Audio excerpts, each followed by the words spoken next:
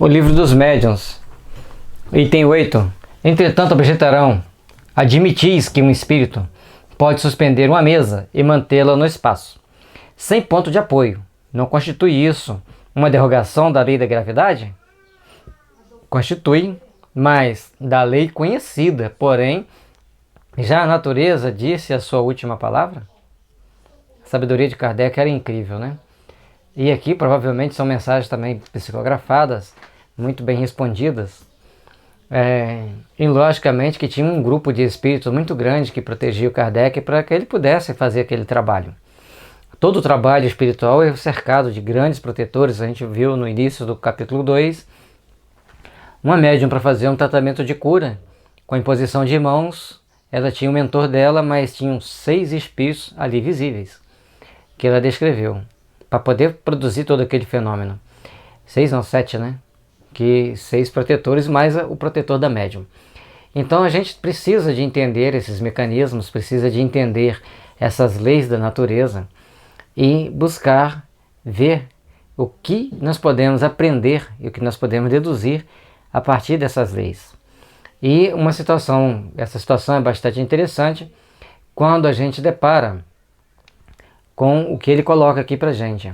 A mesa fica suspensa. Alguma coisa suspende e deixa a mesa suspensa. Qual lei está embasado tudo isso? Uma vez eu estava assistindo uma palestra, a pessoa disse o seguinte: quem te garante que os espíritos não têm uma escavadeira, não, empilhadeira fluídica que suspende a mesa e mexe com ela quando puder? Não foi dita a última palavra? Ou é o espírito mesmo que mexe, pega a cadeira, bota para um lado e para o outro, a mesa para um lado e para o outro? Um grupo de espíritos. Então ficou a pergunta no ar.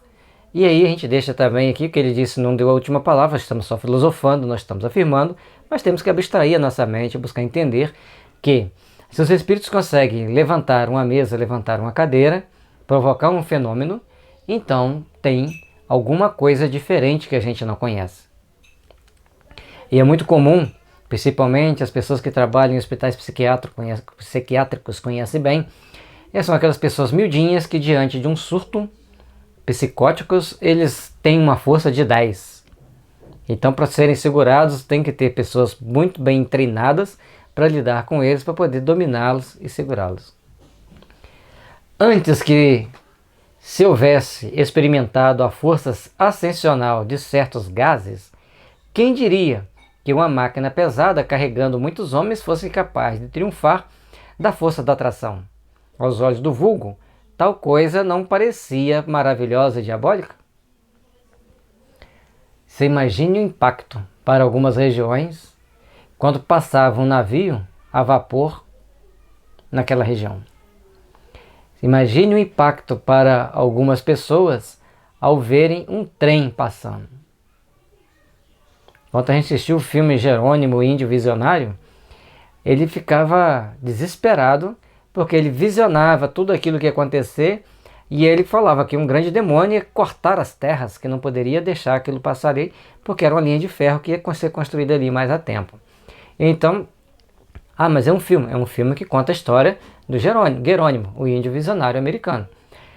Então, cada situação mostra pra gente uma etapa daquilo que a gente precisa de aprender, que a gente precisa de ter em mente o que é realmente tudo aquilo que nós temos de conhecimento, com aquele conhecimento que ainda não está em nossas mãos, que nos assusta.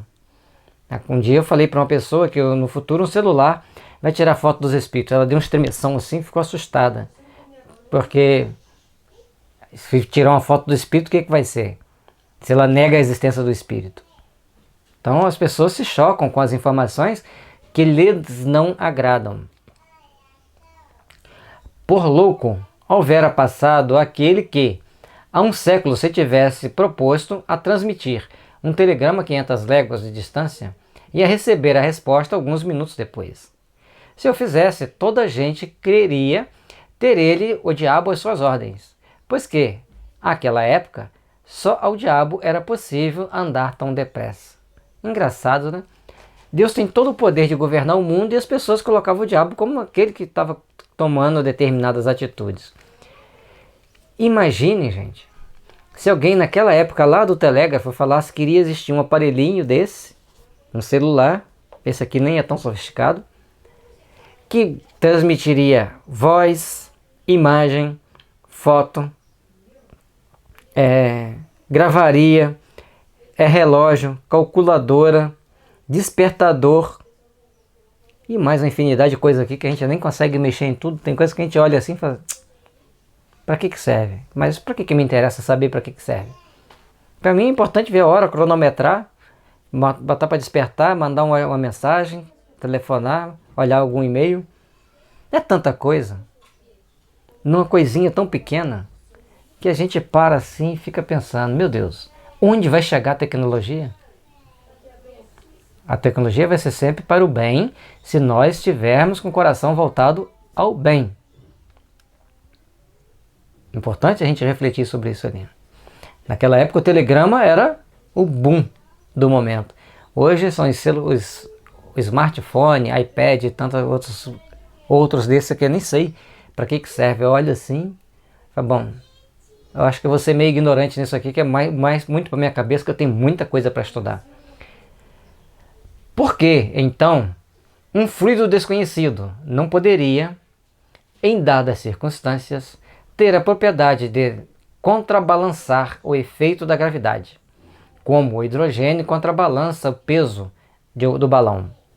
Notemos de passagem que não fazemos uma assimilação, mas apenas uma comparação, e unicamente para mostrar, por analogia, que o fato não é fisicamente impossível. Então acontecem muitos fenômenos, assim como se enche um balão de gás, ele tende a subir, se ele tiver um gás mais leve, no caso eu uso o hélio, ou a gente usa hoje o gás de cozinha, algumas pessoas usam para encher o balão.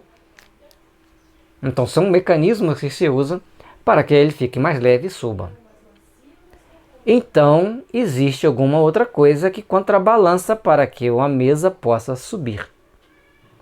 E essa alguma coisa é que todos nós vamos buscar entender, buscar achar uma explicação, e creio que fica cada vez mais distante, porque com os recursos que nós temos, materiais, palpáveis, não dá explicação, temos que abstrair.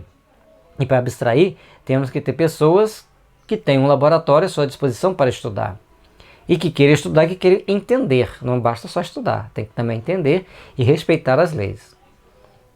Então temos uma infinidade de situações em que devem ser observadas para que tenhamos condições de trabalhar conceitos para que no futuro a humanidade entenda melhor as leis espirituais que regem a nossa vida.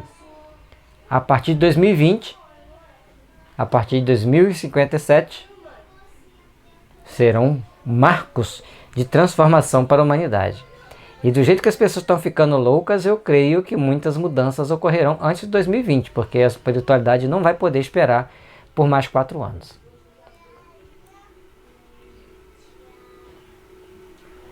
Ora, foi exatamente porque foi exatamente por quererem, ao observar estas espécies de fenômenos, proceder por assimilação que os sábios se transviaram.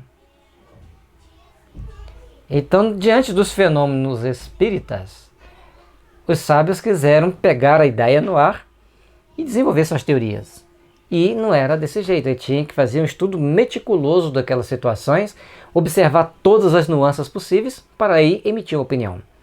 Então não basta ser sábio, não basta ser conhecedor disso ou daquilo, precisamos de ter conhecimento para melhor trabalharmos sobre aquilo que nos propomos a estudar. Então tem que estudar, tem que criar sintonia, tem que observar, e os fatos dizem mais do que qualquer teoria.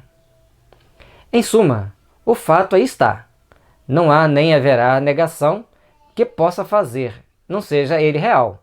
Porquanto, negar não é provar. Para nós, não há coisa alguma sobrenatural, e por tudo o que por agora podemos dizer. Então, o que é o sobrenatural? Não vai ter, segundo Kardec, nada sobrenatural. Existem apenas fenômenos que precisam ser entendidos para serem melhor explicados.